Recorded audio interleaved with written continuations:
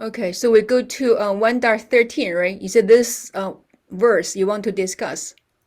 Correct. Right. So this is sort of like, imagine today morning, I got a message. Okay. I into my messages that I get on many places. The message I got was from God. I'll tell you this one. He says, I'm with you. I know you're going through a lot of difficulties, Mm-hmm. but I'm here with you. Don't worry. I'll be there with you. Mm-hmm. It's Krishna. See, metaphorically, I associate Krishna with my father.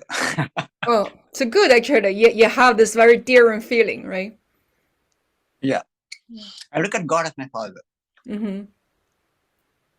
So it's a very endearing feeling. Right. At the same time, I have a difficult relationship with my father.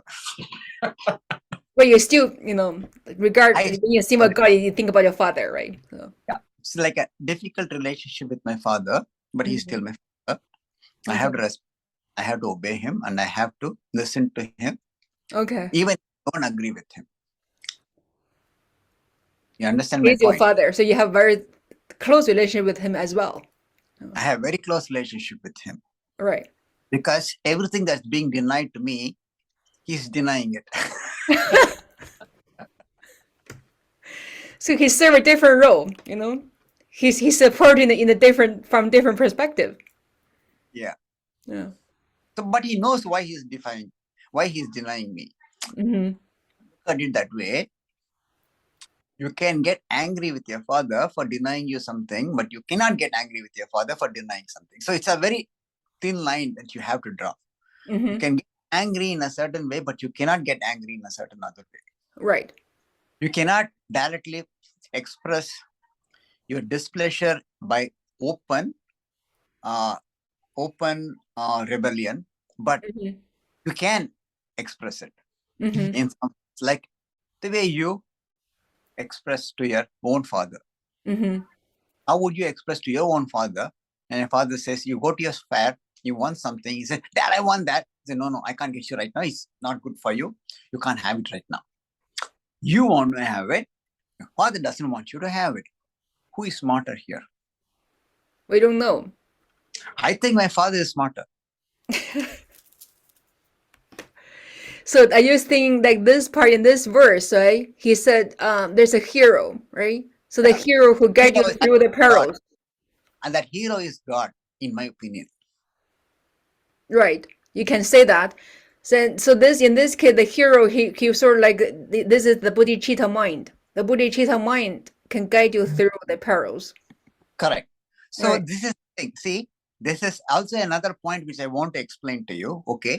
Mm-hmm. See, it's a very core idea where, you see, when you are explaining something like this, Mm-hmm. okay, kinds of people who will be listening to this. There is the one person who's like you, Mm-hmm. who is agnostic to the concept of God, who says, yeah, could, maybe not. I don't care. You don't want to put down because you want to not hurt anybody else's feelings about what they believe. But the same time, you want to accept what they have to say because it doesn't go along with what you believe. Buddhists do not believe in the concept of God, but they do believe in something, I guess, that they call the mind. The mind, the bodhicitta, is what you call the closest you can get to God. The bodhicitta mind is a state that you can get as closest to as being with God, in my opinion. So actually, Buddha does not deny there's an existence of, like we use the word God, right? But the concept of God used in Buddhism is different from how you interpret Okay. God. Okay. Right? Yes. Buddhism interprets God differently. Just like But body, like heavenly being. exactly. Yeah, so like in Buddhism, there are different levels of heavens, right? Like in 33 something, like 33 level of heavens, and Okay. each layer the many like realms, like even they call celestial realms, and each realm they have the rulers there, and Okay. there's a god, their goddess, like heavenly beings. Yes, I understand. But then all those beings, they are also in the circle of cyclical existence. They're not free themselves. Exactly. See, this is what we call in Hinduism. We have two. We have heaven, have bliss. There's heaven and there is enlightenment. They are two different things. Heaven is just you enjoying a lot of pleasure. Right. On the merits. Because you're being right, doing good, on the merits. So now you are in heaven. Right. But that does not mean that you are enlightened. Yeah, you just when you have more virtues built up, and when you have more meditative power, and when your mind is like clearer or purer, then you go to higher level. Correct. The vibrational. You have to increase. We call it increasing your vibrations. Right. At least you go to higher level. We'll go to a higher level. Correct. Right, So but you're still inside. We call this prison. You're still inside the prison. You're in a higher floor. As long as you exist, as long as you have a sense of the I, as long as you exist and you have a sense of the I, you're not free. You are trapped. You're not free. Right. All right. You're in agreement. All right. Beautiful. Yeah, so I like your I get that you can relate this hero, to a god and to a father, right? So when you really I can hear this relate to many things. That's what I'm saying. This hero is not one thing. It can be many things. It can be a god. It can be a father. It can be Pitta. It can be a guide. It can be a guru. It can be many. So this hero serve the role for us, right? Just, he says here, he said, even those weighed down with dreadful wickedness will instantly be free, right? So those weighed down with wickedness, and once you have this mind of bodhicitta, and you'll be free. Yes, from this dreadful wickedness. Yes. Right? What do you mean by dreadful wickedness? Dreadful wickedness, I think, is more like your inner mind. Inner mind. All right. See, like our mind is not that. We have different thoughts, and some not a lot of unwholesome thoughts, right? Yeah. And we have, even when we speak, when we act, we're guided by some unwholesome intention. Yes. Right. And so the essence of bodhicitta is actually about intention. And like you and I, when we speak, when we act, the intention we have is something for me. Correct. Right? And for a person who have bodhicitta, so their intention is always like for others. Yes, exactly. So that's totally different. Yeah. And so those who have the intention for others, they themselves are free from this dreadful weakness in their thoughts. Correct. Very good. I understand. Thank you. Okay. Thank you. Yeah. So this. Yeah. So it's all about the mind. So even this one too, like this is another analogy, right? He used the fire. At the end of the time, and our whole world can be consumed by fire, right? Yeah. And so if you really believe, like, some religious concept, there's a sins, right? When you commit an unwholesome act, you have this sins, and more like planting a bad seed. And that seed, when it meet the proper condition, so that seed will become ripened and produce fruit. And so we will have all sort of seed within our, I call it a storehouse. We call that storehouse, right? And so if you have the mind of bodhicitta, and all those seed can be just consumed. And so even in many religious concepts, we have the concept of repentance, right? So you repent your sin. Correct. Repentance. Repentance, right? And the purpose of repentance is you want you hopefully whatever bad seed you planted before won't come to fruition, right? And that's the hope. You do bad things, but you don't want to suffer from the consequence of doing the bad thing. And so here it says, if you really generate, the mind of bodhicitta, and so all the bad seed, you planted before can be just consumed. If Okay, you now really have the mind of Bodhicitta. this is the question, right? Mm-hmm. What do you mean by that? What do you think it means by that? Great sins are truly consumed. So Mm-hmm. how do you consume a sin? So having the mind of Bodhicitta is the best way, actually, is the best way to do repentance. Correct. Yeah, we can repent. You see, if you have the mind of the bodhicitta, Mm-hmm. you know what mistakes you made, first of all, and you are not, okay, you know the mistakes you made, number one, but you also are not going to dwell on it and start punishing yourself, but just say, okay, I made the mistakes, I won't make it again. That's all you can do. Yeah, As a so one thing is like, for us, right? So when bad things happen to us, we complain, we feel bitter, and we're angry why things happen to me, right? And so a bodhicitta will know, a bodhisattva, right, will know the cause and effect. He won't just, when bad things happen, he just complain. right. So you Like, sort that's of the thing. like Yeah, take I think bodhicitta will not complain. I think that is the only difference between the bodhicitta and the other person. See, bad things will happen even for the bodhicitta. Even if he makes a the mistake, bad. Bodhisattva, when they stay in the samsara, so sometimes they have bad things happen too. But when that thing happen, right? They don't complain others. They don't complain like society. So they see Yeah, why the thing happened. Then yeah, so there's one phrase. It says, "Pain is inevitable, but suffering is optional." yes. Pain is inevitable. It's optional. Right, Correct. you don't have to suffer.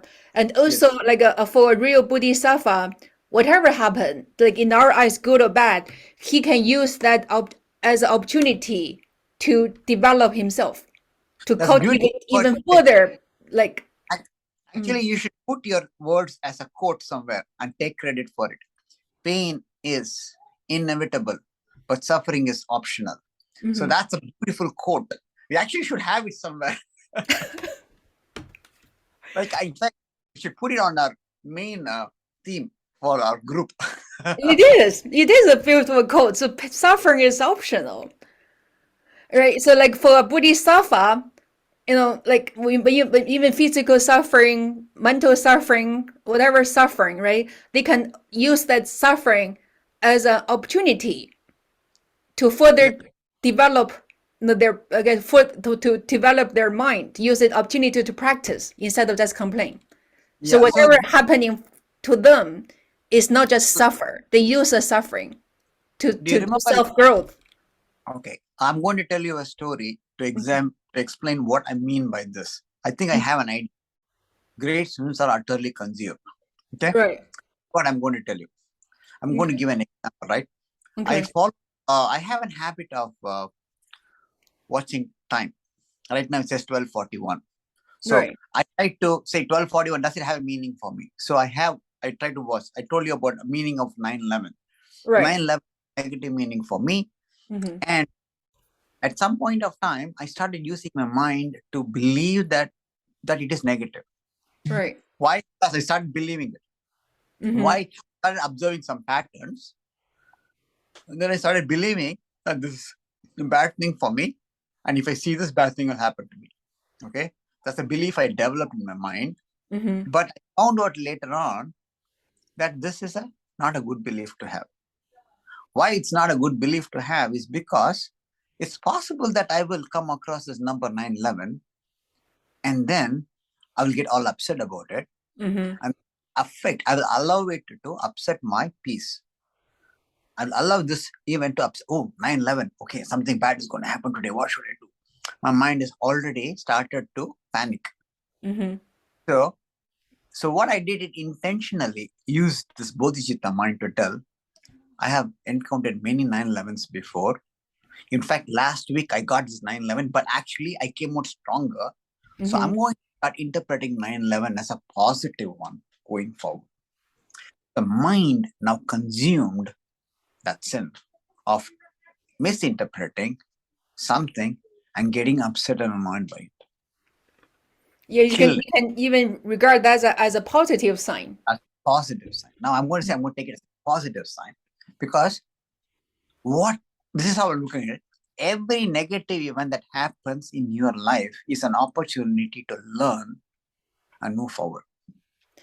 Right. So You don't just suffer. Whatever happened, you don't just suffer. every, You use the suffering as an opportunity to learn and grow.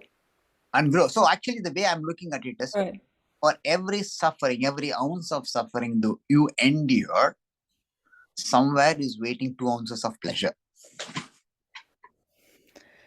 Yeah, so that's depends on so this chapter, right? Like we said before, they have 6 analogies, right? So this one, the last one is the fire. Just Yeah. like at the end of the time, we have a fire consuming the world, and the mind of bodhicitta can consume all the like because seeds of bad deeds, right? The seed of the evil can be consumed by bodhisattva. So he Yes. says, yeah. So the hero is a good friend the good friend keep you out of trouble. So the Yeah. peril refer to the ripening of our negative karmic seeds. So when Yeah. we use those difficult situations, see this one, when we use those difficult situations for opening up instead of Yeah. shutting down, Yeah. it's like being accompanied by a protector. Yeah. This fire too, in verse 14, the comparison is to a great fire that burns up negative tendencies. Ordinarily, we buy into our negative habits, like 9/11 thing, right? Yeah. Acting them out, right? So acting them out or turning them against ourselves. So either way, if you act them out or turn that against ourselves, you make them stronger. Yeah. Yeah, so Bodhisattva practice in the middle of the fire. No, we are in the middle of suffering, right? So in the middle of fire, so this means they enter into the suffering of the world. It also means they stay steady, right? Yeah. They stay steady with the fire of their own painful emotions. So even Yes. when you have painful emotion happening, Yes. you stay steady, How right? do you do that? That's require a lot of training, including No, like, meditation, right? yeah, you're in training, but what kind of training do you need? Actually, this book we introduce some of the ways to train the mind. So Okay. even some chapter like a diligence, patience, um, endurance, meditation. So all those there's 6 chapters on the method in this I book. I have devised my own method. I won't discuss that with you. I have a method for this also. Yeah. So this at least this book have like some chapters just devoted to those methods, how to Oh, develop okay. the mind, right? So I have one method I want to talk to you, because this is something I have done so far. Okay. I'll give So you an what's your example. method, right? I'll tell you, recently, I felt very sick. I felt very sick. I had kidney stones. Okay. Okay. I was in the hospital for days. And I mean, I was in the hospital not for days, but I was in the hospital frequently. I had to go to the emergency 3 or 4 times. That's really Every bad, right? every time I had to go to the emergency, I will be in a lot of pain for many hours That's until very painful, right? I could not tolerate anymore. And then I begged my wife, please take me to emergency. Mhm. Okay. Okay, and she will take it for me, and she will take me to emergency. Okay, and Mhm. then I'll emergency, and then I'll come back. Okay, Mhm. see, at some point of time, this was not working out for me. Okay. So I had to bite the bullet and listen to what she has to say. Mhm. He said, no, this is not because of kidney stones, it's something else. Do this, try something else. And she made me go through a lot of suffering. And finally, I felt better. So the way she made you suffer make you feel better later on.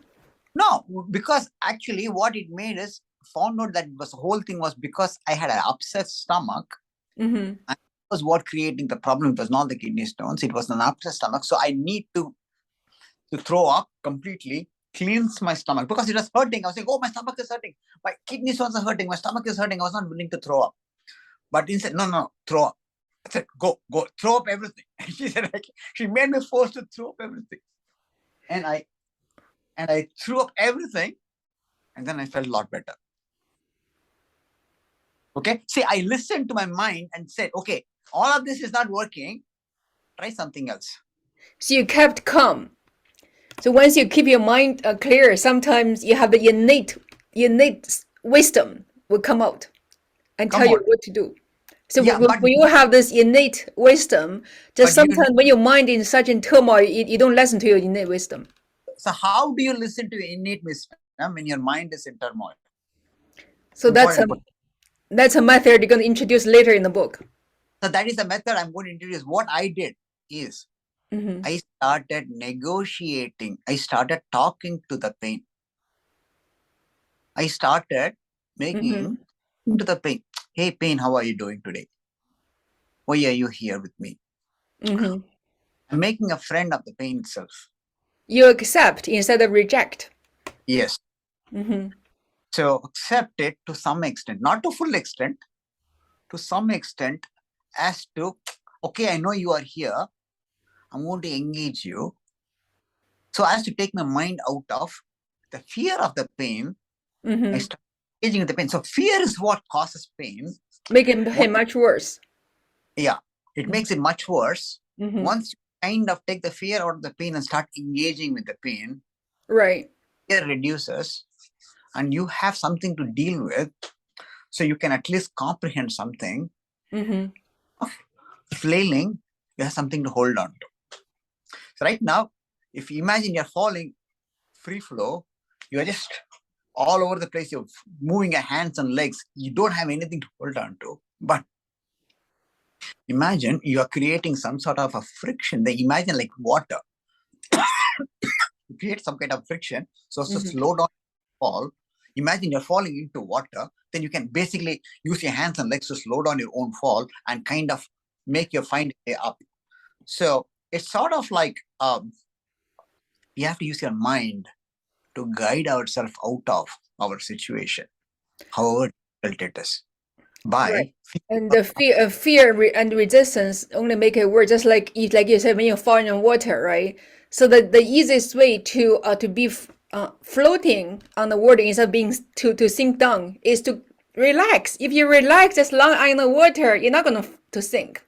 Yeah, relax and basically not move your hands all over the place.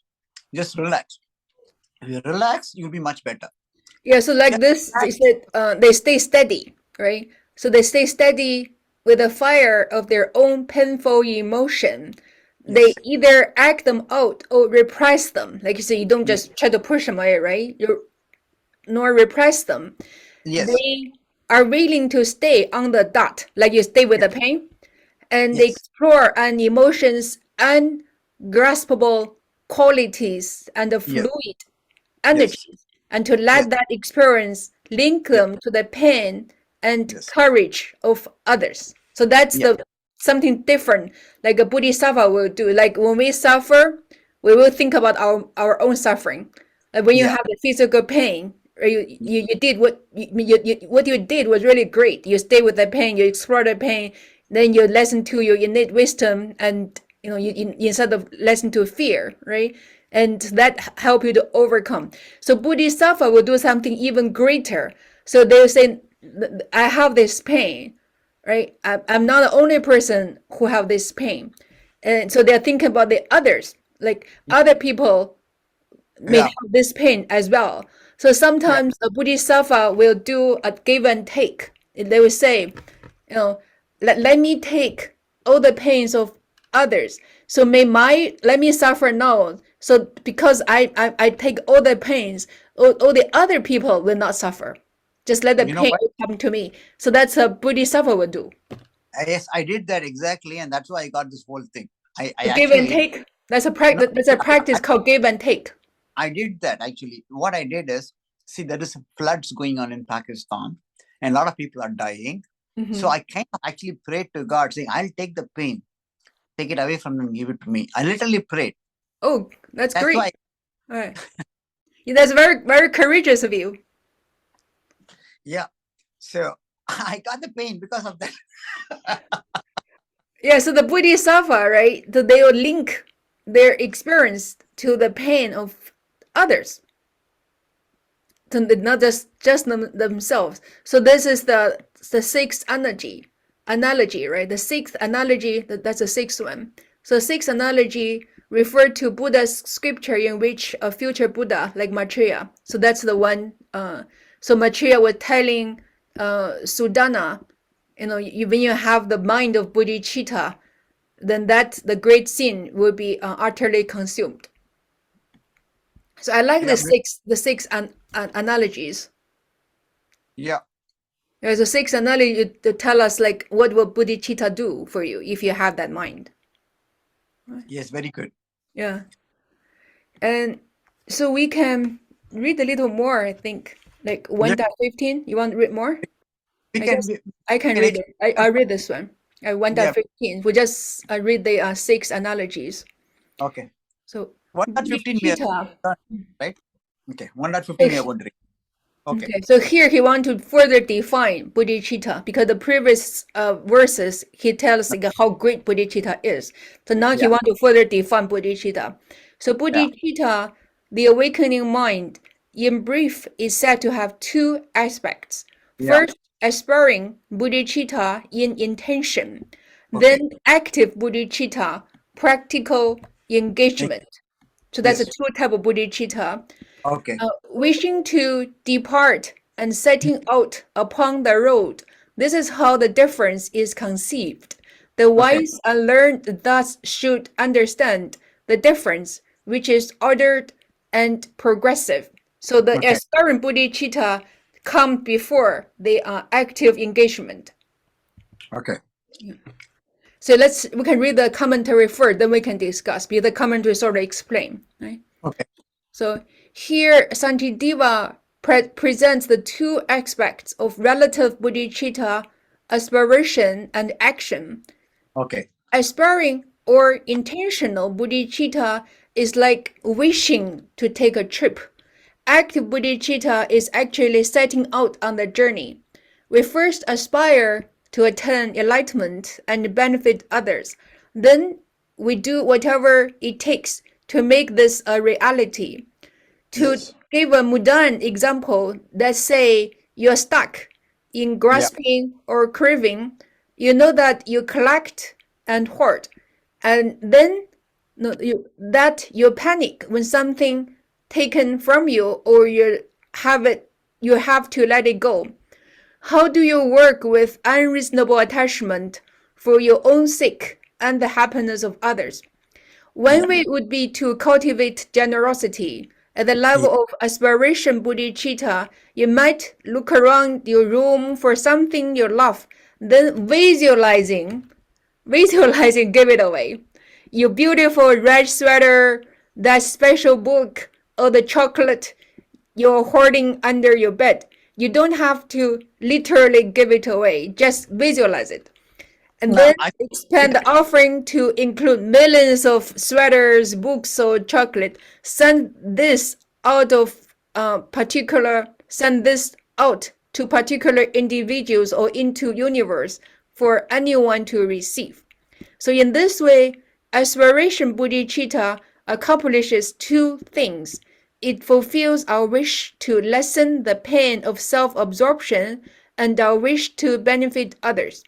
Moreover, if we aspire for others to experience not only our gift, but also the joys of an unfettered mind, our intention becomes vaster still. So intention bodhicitta is a powerful way to work with situations we don't feel ready to handle. For yeah. example, by simply aspiring to give away something we are attached to, we train our fearful mind to let go. Then Okay. active bodhicitta, in this case, the ability to literally give, will come about in time. If we equal giving with freedom from craving, then we become more eager to act as if it causes some pain. So how do you like this explanation?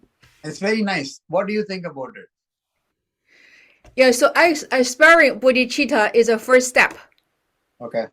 right? So before you can we can really do action, because our mind is not there yet to give away things, to serve others, just to totally give yourself away, right? And so we start by practicing our mind. So I Right. really, because intention is actually very powerful.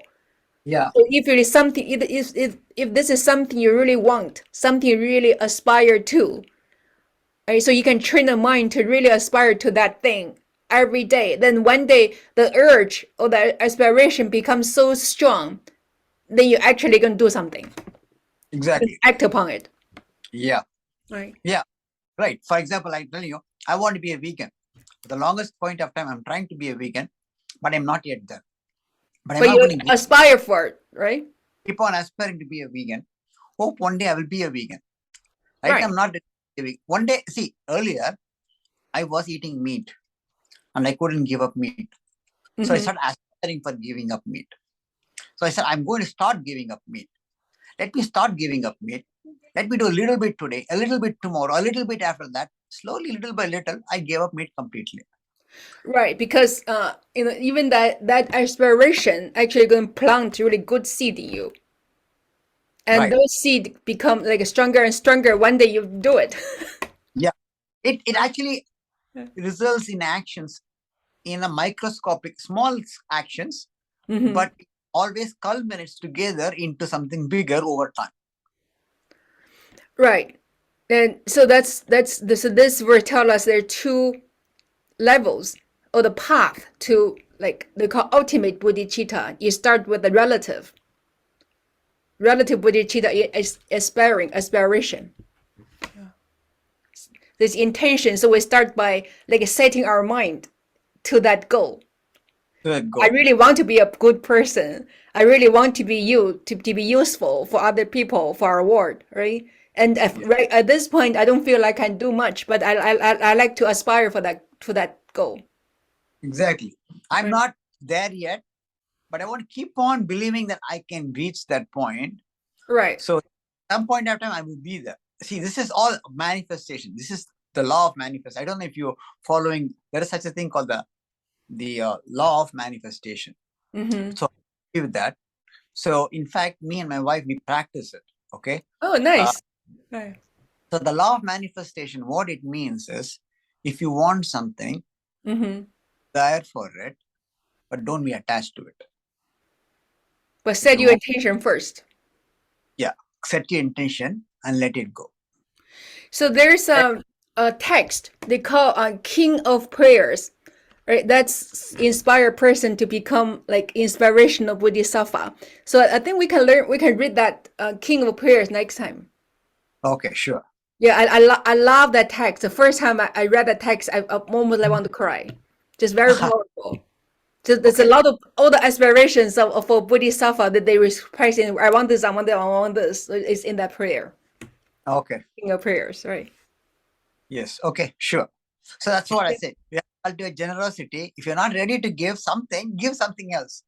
If you want to give this, you can't give this, give something else in return. Say at least you have a quid pro quo. You feel Right. good, and then over time, you'll be able to give that thing that you want to give. Yeah, so we want to start with baby step, right? If you can't really give, then at least think you want to give, like set attention. So Buddha even have a training to train being generous.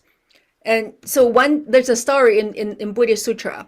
So there's one person in Asian Indian. He's really miserly. He wouldn't give anybody anything, right? And so Buddha tell one way to train him is like, okay, you hold something like a gem or a food, some food. You just ask your right hand to give you your left hand, and your left hand give it to your right hand. So that's how he started training. Then once he can do that, just use left hand give to right hand give to left hand. In the very beginning, he wouldn't even, because he didn't have the habit to give. Even he feel very reluctant to let the right hand give something to his own left hand.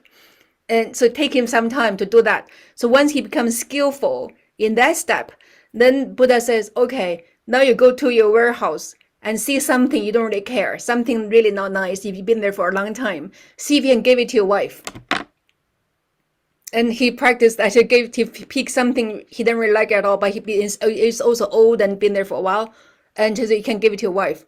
But then he asked his wife to give him back. But then at least he practiced. He gave to his wife, and then he gave to his son, and to gradually, and his heart become bigger and bigger, and he was able to be really generous. He started donating his wealth to others.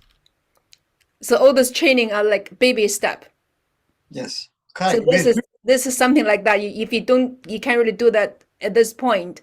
You start having that aspiration, Yes, visualizing, giving away. yeah, it's a beautiful story. It makes a very good story of how to expand one's heart. So Right. once you learn how to expand your heart. See, for me, for my wife, right? Crazy Your stuff. wife. What happened? She was having some issues. So she had to go to a doctor. And she's not to go to a doctor. She went to a different kind of a doctor last time. And that's what changed it for us. So she didn't go to the regular doctor. And she went to another kind of a doctor who actually asked her to get in touch with her emotions. Oh wow. Impressive. Not many doctor will tell you that. Yes, exactly. And that changed everything when she started practicing this thing called heart-mind coherence and being in touch with one's own emotions. And you know, it it it is a, I mean, like, I'm just saying, this is an example of how I wanted to start something, but sorry, I lost track. I wanted to say something, but then I got lost track That's of something. fine. You remember next time you can do it. You can say it in our little WhatsApp group. Okay, so we've started something over here, but then I got sidetracked into something else. But and then I just, that's why I said we were talking about something. I got lost. I'm sorry about it. Okay. Yeah, giving it away. Yeah, visualizing the concept of giving it away, right? You Right. want to. So the purpose, not just like give things away, is to turn our mind, is a freedom from craving. Okay. So that's Yeah. a purpose, freedom from craving. Because like so I think Buddha said, so craving is more like the source of all our suffering. Yes. You Because should we have not to be. crave this, crave that, right? And so when you get it, then you start worry about how I'm going to protect that thing, and how do I not let it go? How do I prevent other people from getting that from me? And so that's the result of getting it. If you're not getting it, you become angry. Yeah. And so that's so for a lot of those negative emotion and cause our suffering, and it start from craving. Correct. And so freedom from craving is a step to like freedom, of a step to like being happy, being Correct. being happy, being joyful. Right. Correct. So, have you ever tried to attain freedom from craving? Have you had any cravings? Have you ever tried to escape from any craving? A lot of cravings. Right. And yeah, so this is the training. Like you want to train yourself the freedom from craving. Okay. Okay. So one way we can do at this point, because that's the craving, the deep seated like a habit, right? We have in us. So one thing is, if you want really like yourself, love yourself, and you want to use that energy of craving for something good, right? So you want to crave for the thing that can bring you real benefits. So for example, a drug addict, right, maybe craving for like whatever, Okay. Some drugs. craving They for want. drugs, right? Right. And so some people craving for alcohol, you're craving Right. for different things, and Right. those things sort of like very severe poison. You can could bring bad things to you right away, right?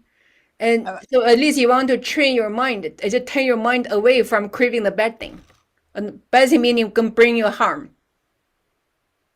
So, And so you can crave for good things. For example, we can crave because at this stage we cannot totally get rid of the craving, so you want to use that force to do something good.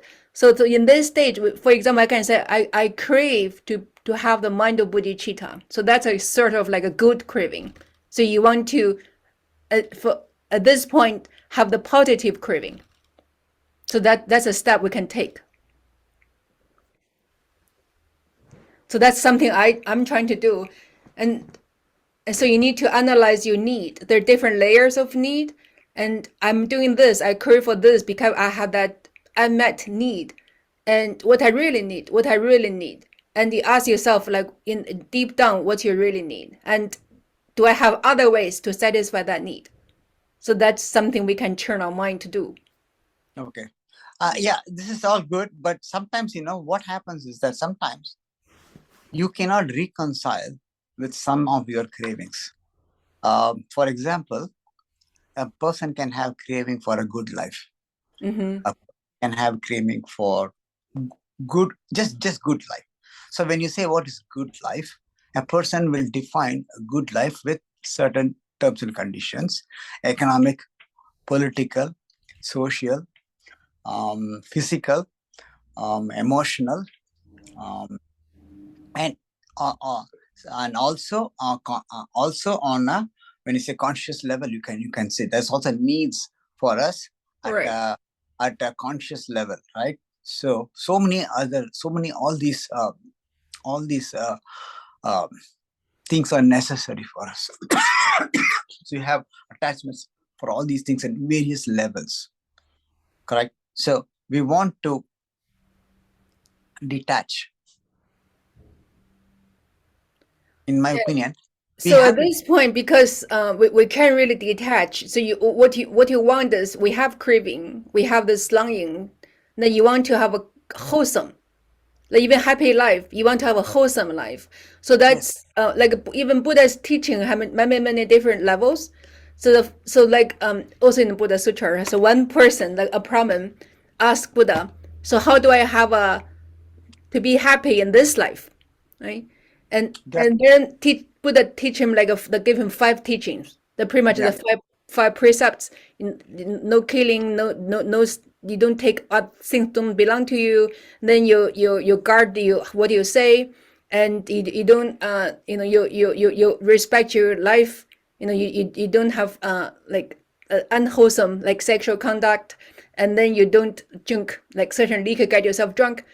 And so if you do, and I think I said practice skill, you have a skill or something. He have several things. So if you do this, you can have a happy life, like in this Okay. life, right? So the question And is, then another person asked Buddha, okay, "Oh, I'm not just want to have a happy life like here. I also want to have a happy life afterwards, like after this life is over."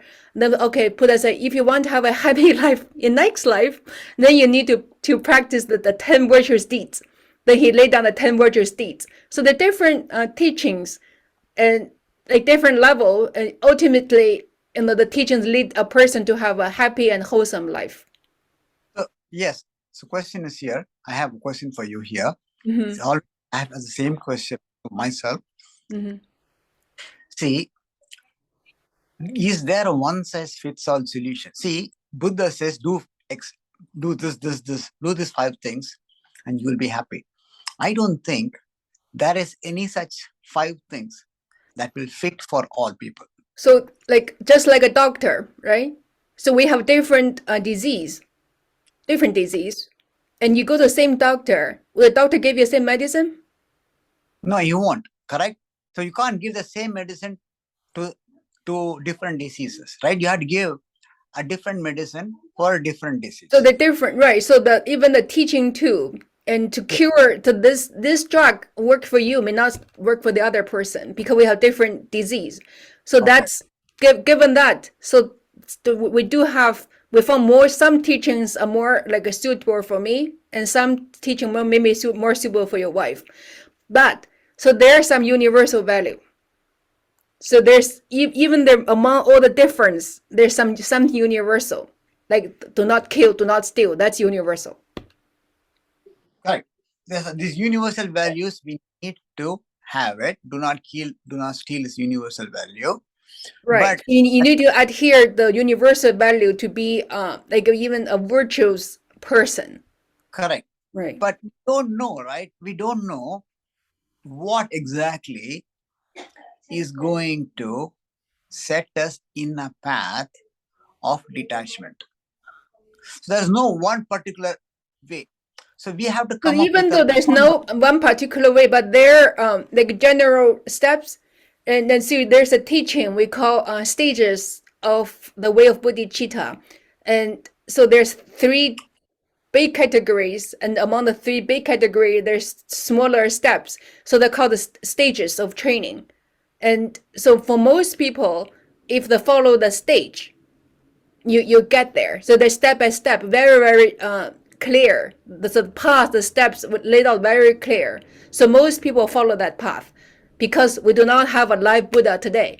So when Buddha was alive in India back then, so a person would ask Buddha, how do I solve my problem? So Buddha would give him very specific medicine, just work for him. Then he can just take that and yes, he's cured. But today we do not have a live Buddha to give us that advice. So Buddha have correct. all those teachings, all those different sutras, and you don't really know which one really work for you because there's so many.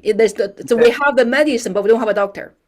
But we do exactly, but we do We don't need have a doctor to give you a particular prescription, and we so only have therefore, because of we only that, have you follow a certain more like a general path. But the correct. general What we path have, work for most people. yeah, what we have is a reference manual. We have a manual. It says for this disease, for this symptoms, this is the medicine. Use this medicine, but it won't tell you who got what disease. But it says for this We don't symptom. have the fortune to be alive back then when when the doctor was alive, and so now we have those medicine, right? But now this Right. is what I think we should do. One thing we can do, one thing we should do is this. See, we have a manual. We don't have a doctor, but we can become doctors by working together and discussing and trying to come up with some standard treatment techniques for So those standard. already done because thousands of years the Buddha's followers, disciples, they even that the one we're reading, the way of Bodhisattva, right? It's like a Shantideva. No, Shantideva, he's a very accomplished person, and a lot of those things, like although Buddha's teaching step by step, he already realized, he already walked through those paths himself. Now he's using his experience and write down a simpler menu for us. So Okay. there's things we can follow. Okay, we'll read this. I think we should read the whole book. I should read the whole That's what I book. mean, because like you asked for the different method, right? So if you read the table of contents, so Okay. after the first chapter, he wants you to aspire to have the bodhicitta, and then he has specific method. Okay, I want to have this. How do I get there? So he had the methods. Okay. All right, let's go further. That's why we need to go further to learn, not just like I aspire. Then what? Then he tell you step by step. The first one is generosity, Okay. repentance, generosity, patience, meditation. So all those he had the method in the book. Okay. All right, then. So we continue reading this one. Okay. Yeah. So I think that's come to the conclusion we have today. Right? Yeah, it was Come nice. to the end of today's discussion. Yes. So I, right. So yeah. normally, Sorry. so we consider. Go Christina? ahead. Yeah. go Yeah, ahead. so I want to just say, like, by discussing and study like Buddha's teaching, so we generate virtues, right? And so in our practice, by the end of the practice, right? So you want to dedicate that virtue to something, right? So almost like, okay, now you earn the money. Where do you want to put the money? So similar principle. So we created some virtue. So then now we dedicate that virtue. And so the principle is you want to maximize that virtue and then put in the place that give you the highest return. And so the highest return is you want to go for the highest goal. Yeah. And you can say, oh, I dedicated this virtue and to like all beings become enlightened to an Yeah. to all beings being happy, to dedicate this virtue to like toward peace, to to a wish for everyone to be free from suffering, something like that. Or you can dedicate it to one particular personal goal. You can say, Yes. but I dedicate that virtue, for example, to my wife, so he Yeah. can have a more like emotional balance. Yeah.